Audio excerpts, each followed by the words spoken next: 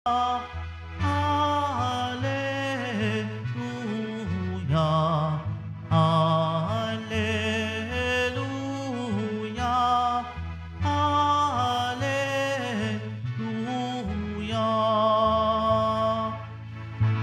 Si Kristo ay nagtagumpay, nalupig ang kamatayan, nagningning ang pagkabuhay. Hallelujah, Hallelujah, Hallelujah, Hallelujah.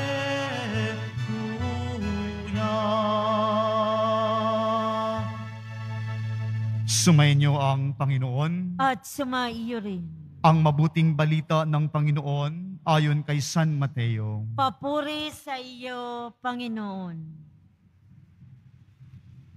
Noong panahong iyon, lumapit ang isang lalaking lumuhod sa harapan ni Jesus at ang sabi, "Ginoo, mahabag po kayo sa anak kong lalaki.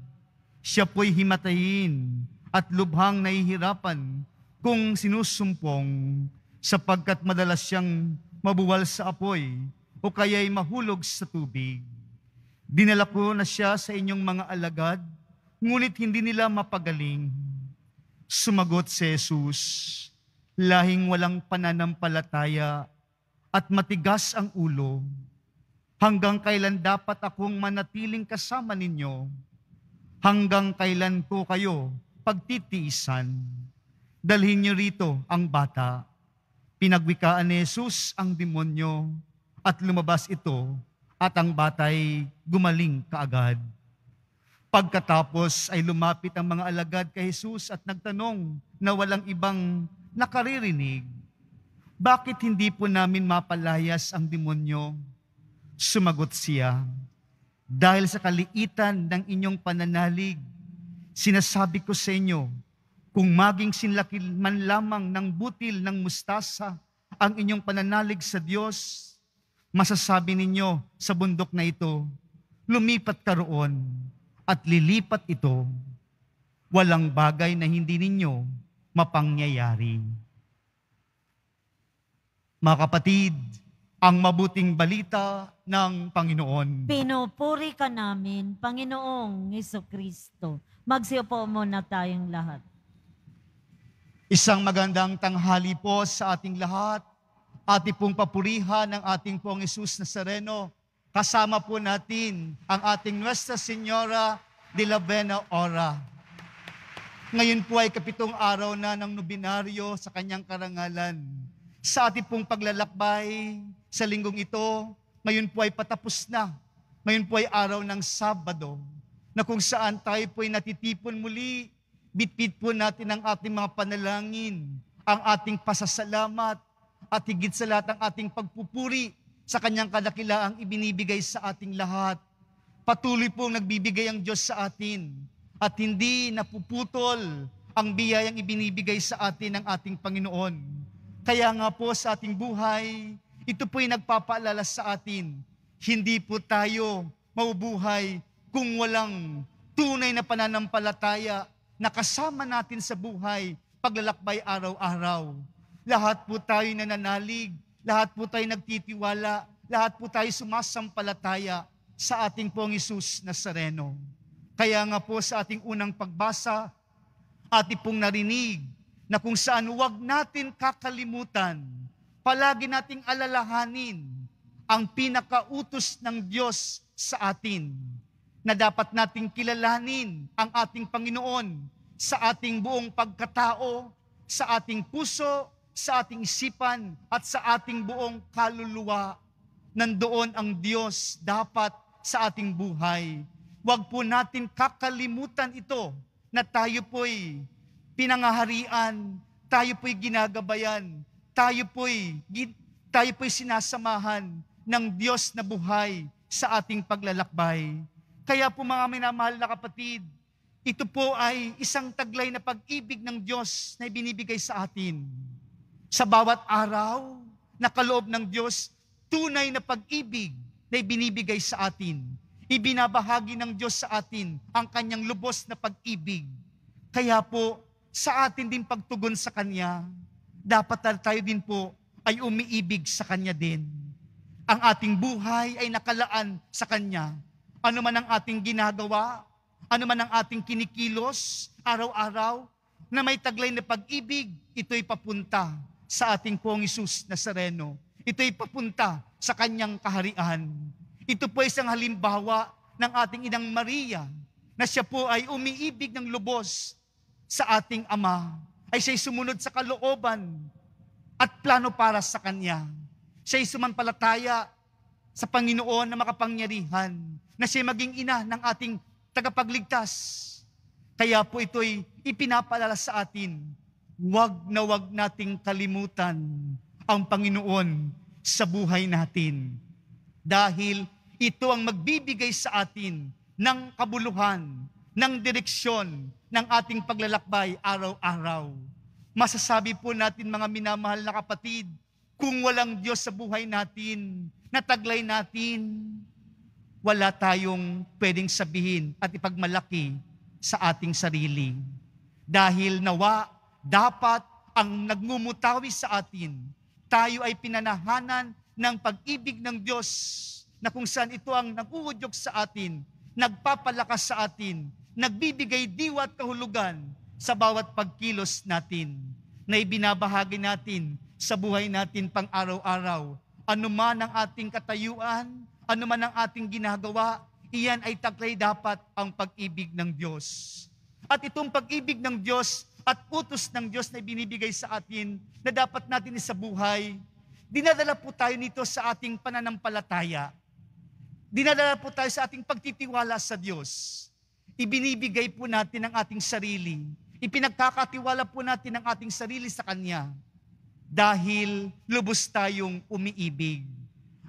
At muli, itong pag-ibig na ito, dinadala tayo sa pananampalatayang lubos na dapat nating taglayin din sa buhay natin.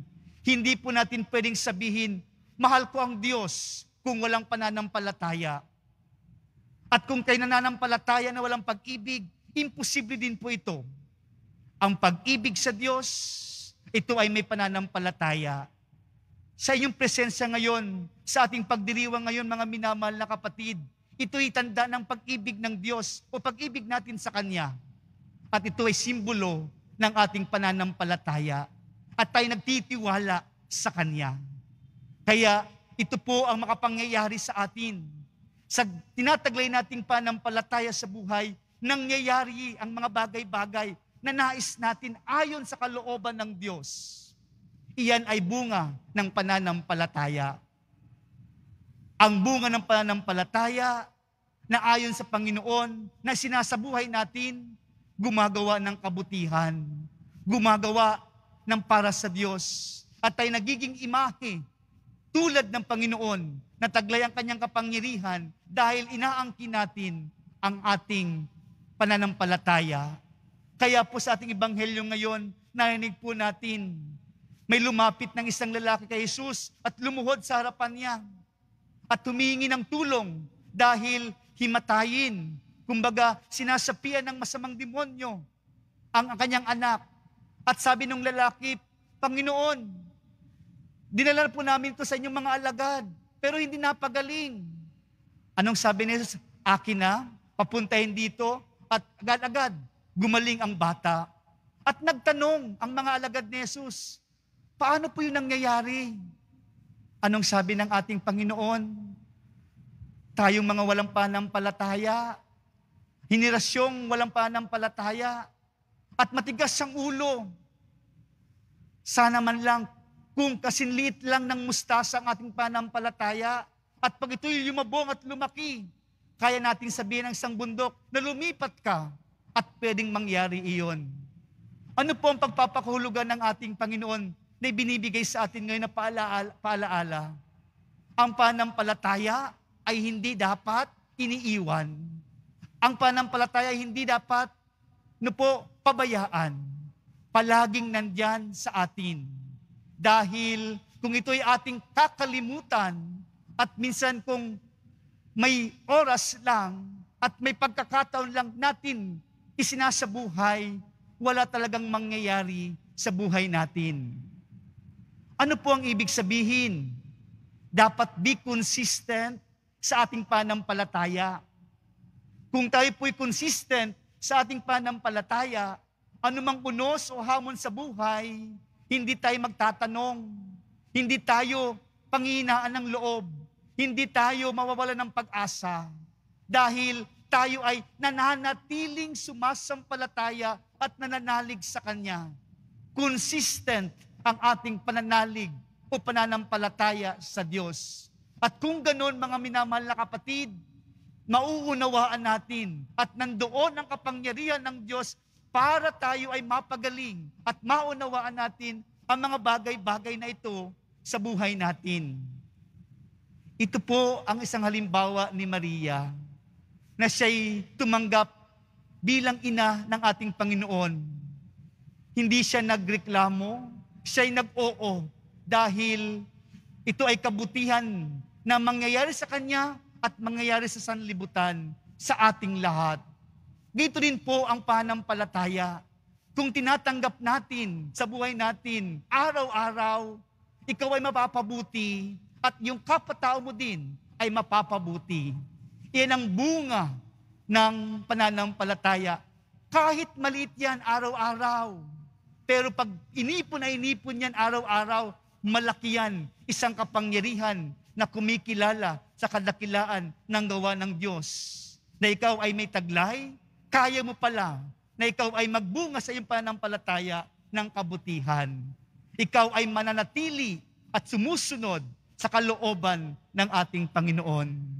Kaya po sa pagpapatuloy ng ating pagdiriwang ngayon, baunin po natin araw-araw ang matibay at tunay at malakas na pananampalataya na ibinibigay sa atin kaloob ng ating Poong Hesus Nazareno kasama ang ating mahal na ina. Hindi tayo mapapawalay, hindi tayo makakalimot, hindi tayo panghihinaan ng loob.